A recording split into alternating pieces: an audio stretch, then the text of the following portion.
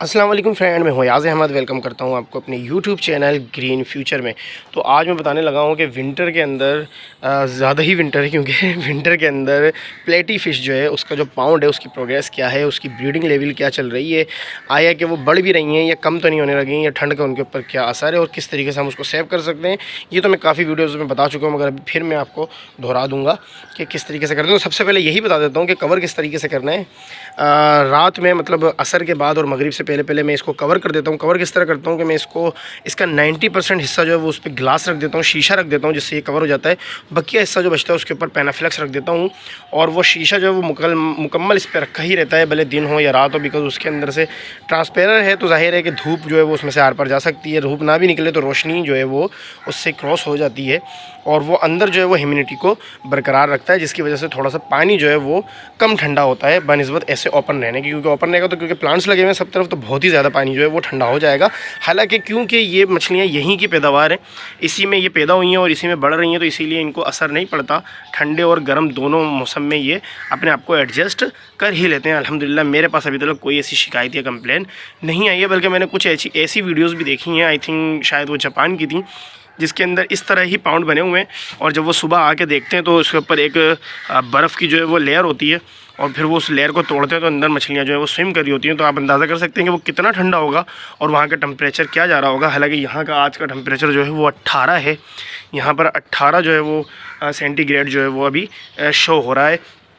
By the way, प्लेटी की growth के हवाले से तो मैं आपको बताऊं तो मैंने ये ऑब्ज़र्व करा है कि प्लेटी के जो बच्चे हैं, जो न्यू बॉर्न बेबी हैं, वो जब पैदा हो रहे हैं और पैदा होने से जब वो बड़े हो रहे हैं, एडल्ट हो रहे हैं, तो उसके अंदर टाइम प्रोसेस ज़्यादा लग रहा है बानिस्बत शॉर्ट टेल और गप्पी के। क्योंकि मेरे पास गप्पी भी अवेलेबल है, मेरे पास शॉर्ट टेल भी अवेलेबल है, तो उसके हिसाब से अगर मैं इसको कंपेयर करूं तो ये थोड़ा सा ज़्यादा टाइम लेता है इसका बेबी बड़ा होने में। मगर अगर क्वांटिटी की बात करी जाए तो मेरे ख्याल में ये गप्पी के बाद और शॉर्ट टेल से पहले, मतलब इसको बीच का हिस्सा दिया जाएगा, क्योंकि ये ज़्यादा ब्रीड कर रही है। तो गप्पी सबसे ज़्यादा ब्रीड कर रही है, उसके बाद प्लेटी ब्रीड कर रही है, और उसके बाद फिर शॉर्ट टेल ब्रीड कर रही है।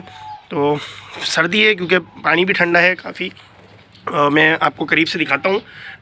अब इसके अंदर जो मैंने रखे थे वो भी मैं बताऊँ आपको। इसके अंदर मैंने 5 पीस डाले थे, जिसमें से 4 मादा थी और एक जो था वो नर था, और उसमें एक जो मादा थी वो हमारी जो है वो अनफॉर्चुनेटली एक्सपायर हो गई थी।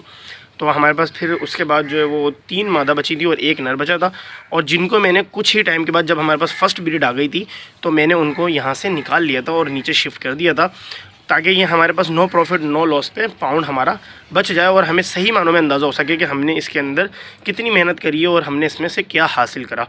तो अभी अगर आप देख सकते हैं तो इसके अंदर एक यहाँ पर बड़ा पीस आपको नज़र आ रहा होगा, और बाकी जो है वो काफ़ी सारे जो हैं वो हर साइज़ के अंदर बेबीज़ मौजूद हैं।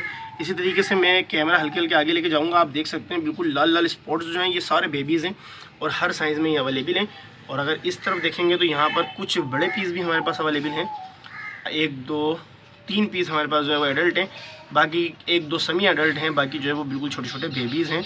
इसी तरीके से यहाँ पर भी तकरीबन हर जगह जहाँ पर भी हम जो है वो देखेंगे तो हमें छोटे छोटे बेबीज़ हर जगह देखें, यहाँ पर भी हर जगह हमें छोटे छोटे बेबीज़ जो है वो नज़र आ रहे हैं। क्योंकि ये नीचे जो है वो थोड़ी गंदगी है, मट्टी है, एयर एलगी है, तो बीच बीच में भी देख सकते हैं आप, ये सब जगह जो है वो घुस जाते हैं और छुपे रहते हैं इसके अंदर। ये देखें, बिकॉज़ ये रूफ टॉप पे हैं और बहुत कम ही आना होता है, और मैंने जिस तरह बताया कि अभी सर्दी की वजह से इसको मैंने ढाँक के रखा हुआ है ज़्यादातर, तो इसीलिए थोड़ा सा ये सहम भी गए। और कुछ ये इनकी हैबिट भी होती है कि जब मौसम ठंडा हो जाता है बहुत ज़्यादा या बहुत ज़्यादा गर्म हो जाता है, तो ये बिल्कुल सतह में लग जाते हैं और स्विम स्लो कर देते हैं और फीड भी कम लेते हैं। तो इसीलिए फ़ीड भी इनको कम देनी चाहिए। मैं अभी एक टाइम फ़ीड देता हूँ इनको। इसके बरक्स अगर मौसम ठीक हो या गर्मा हो तो उसके अंदर जो है वो मैं इनको फ़ीड जो है वो 2 टाइम भी देता हूँ, और बाज़ औक़ात 3 टाइम भी इनको फ़ीड जो है वो प्रोवाइड करता हूँ। और कोशिश करता हूँ कि एक टाइम जो फ़ीड दी जाए तो दूसरे टाइम उससे थोड़ी सी मुख्तलिफ़ फ़ीड जो है वो दी जाए, उससे भी ग्रोथ के लेवल में जो है वो इजाफ़ा हो सकता है। अच्छा, तो अब हम बात करते हैं कि हमारे पास एडल्ट पीस यहाँ पर कितने, जो क्योंकि हम ज़ीरो करके चले गए थे, तो मेरे ख्याल में तो मेरे पास अभी 5 से ज़्यादा ही पीस हैं, क्योंकि 3 मैं उधर देख रहा हूँ, एक मेरा यहाँ है, और एक आधा तो यहाँ पर भी ज़ाहिर होगा। ये रहा एक काफ़ी बड़ा, आई थिंक ये फ़ीमेल है, काफ़ी बड़ी फ़ीमेल यहाँ पर मौजूद है। तो इस हिसाब से अगर देखा जाए तो हमने जो पेयर डाले थे वो पेयर हमारे निकल चुके थे और उसके बाद भी हमारे पास अभी उतने ही पेयर मौजूद हैं। और अगर ब्रीड की बात करी जाए, छोटे बच्चों की फ्राइज़ की बात करी जाए, तो वो इसमें अनलिमिटेड हैं, काफ़ी सारे हैं, शायद 100 प्लस भी हों। ये देखें यहाँ पर, ये देखें यहाँ पर बहुत सारे छोटे छोटे, और यहाँ पर इसी तरह इस तरफ भी हैं, मगर यहाँ मैं थोड़ा सा शूट नहीं कर पा रहा हूँ, मगर हैं ज़रूर, इधर भी ज़ाहिर है भरे हुए हैं, अल्लाह का शुक्र है हर जगह पर जो है वो मौजूद हैं। तो इसका मतलब ये है कि हमारे पास ग्रोथ जो है वो अच्छी ही आ रही है अभी भी। हालांकि सर्दी हो सकता है अभी न्यू बॉर्न बेबी ना हो इसके अंदर, मगर ग्रोथ का लेवल अगर देखा जाए तो पिछले टाइम से अभी तक अच्छा है। और जिस तरह इसकी ग्रोथ बढ़ रही है, मतलब साइज़ इंक्रीज़ हो रहा है, तो वो मैंने बताया है कि ये प्लेटी से तो तेज़ है, मगर गप्पी से स्लो जो है वो ग्रोथ कर रही है। अच्छा, मूली की अगर बात करी जाए, बिकॉज़ मूली भी मेरे पास मौजूद थी, अभी मैंने रिसेंटली ही ख़त्म करी है, तो मूली की अगर ग्रोथ करी जाए तो मूली भी इससे फ़ास्ट ग्रोथ करती है। मगर अल्हम्दुलिल्लाह सर्दी का भी इस पर कोई इतना ख़ास असर नहीं है, और हमारी ग्रोथ लेवल जो है वो अच्छा चल रहा है। एक टाइम हम इनको फीड दे रहे हैं, ज़्यादातर टाइम इनका जो है वो अंधेरे में, मतलब ढक के रख रहे हैं हम इनको, तो इतनी ज़्यादा जो है वो फिर जो है पानी की जो कूलनेस है वो जो है वो ज़्यादा ऊपर हाई नहीं होती है, नॉर्मल फार्म में पानी रहता है, जिसकी वजह से हमारे पास जो है वो मछलियाँ जो है वो सर्वाइव करती हैं अल्हम्दुलिल्लाह। और अभी तक कोई कंप्लेन नहीं आई है, इसके अंदर कोई फ़िल्टर नहीं है, कोई एयर पम्प नहीं है, कोई और ऐसी एसेसरीज़ का यूज़ नहीं करा गया है, कोई गर्म ठंडा पानी करने का कोई चक्कर नहीं है।